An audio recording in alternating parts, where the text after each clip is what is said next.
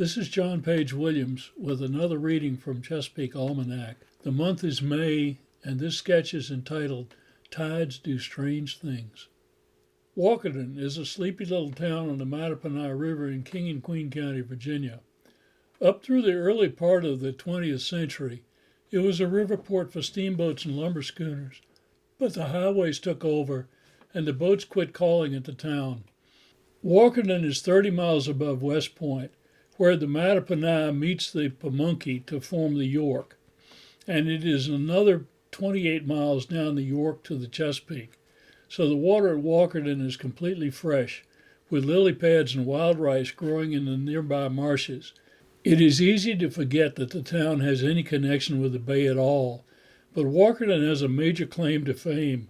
In the tide tables published each year by the National Oceanic and Atmospheric Administration, it has the highest average daily tide change of any location on the Chesapeake, 3.9 feet and more on a new or full moon, higher even than the 3-foot average at the mouth of the bay. It's hard enough to understand how a river can be fresh and still tidal, but for a freshwater town to have such a strong tide is startling. The river's narrow, deep channel seems to accentuate it. In summer, the boys just upriver at Camp Whitehall have to plan their day's schedule around it, water skiing and swimming on high water, exploring the marsh guts by canoe on low, and always trying not to have to paddle against the powerful current, whichever way it's flowing. Anyone around Walkerton who remembers the schooners has great admiration for the captains who could negotiate that tide and that strong current in such a narrow channel under sail. The double phenomenon of strong tide and fresh water is the same on all the Chesapeake's other big rivers, though the tide changes are not as great as on the Mattaponi. By the way, the second highest change, which is nearly the same, is on the Nansemond River at Suffolk, Virginia. Anyone who spends any time on these waters puzzles over it. We all start thinking of tide as water flowing in from the ocean and then back out. But when a river's own freshwater flow from its watershed gets into the picture, things start to get confusing. Tides are waves, moving bulges in the surface of the water. All boaters are familiar with the waves that come from wind and the wake that forms as a hull moves through the water. These are short period waves.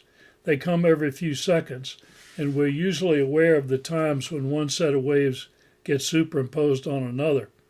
By contrast, tides are long period waves with their peaks traveling about 12 hours and 25 minutes apart on the Chesapeake.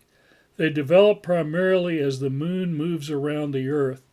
It literally pulls a bulge of high water as it goes and trails a following trough of low water.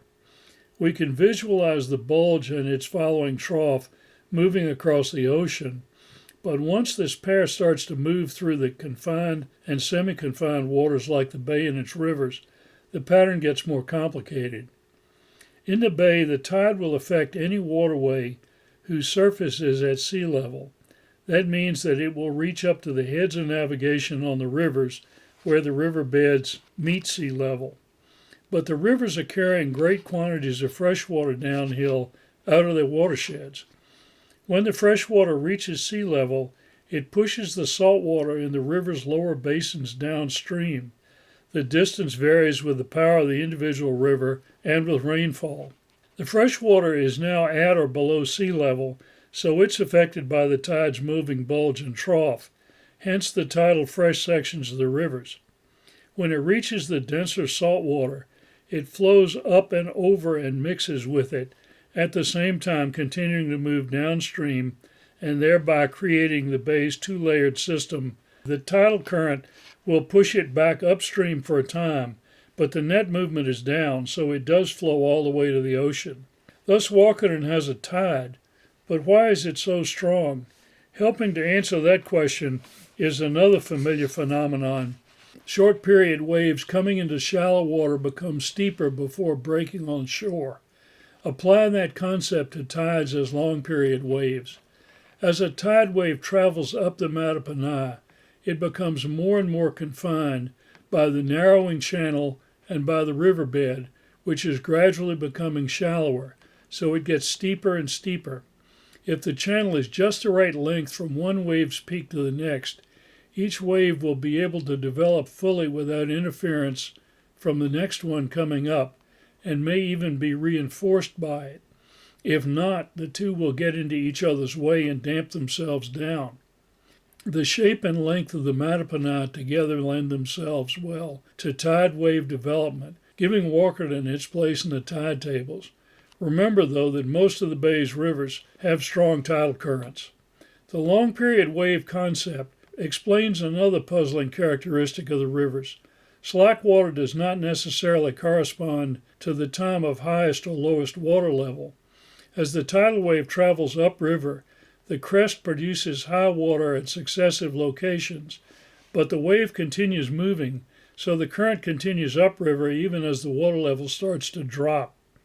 As the trough approaches, the water from the upriver crest begins to run back downhill, assisted by the river's downstream flow from its watershed. This flow may continue after the wave's trough passes at low water. Thinking about tide as a twice-a-day wave answers a lot of questions. Some are casual, the kind that form in the mind while sitting on a dock looking at the water. Others are more directly useful, whether to river fishermen trying to decide which side of a wharf piling his or her quarry will be on, or the racing skipper playing the complex currents around the bay bridge, or the boys and counselors at Camp Whitehall. Most of the bay's creatures have developed specific behaviors to take advantage of the tides. We do well to follow their examples.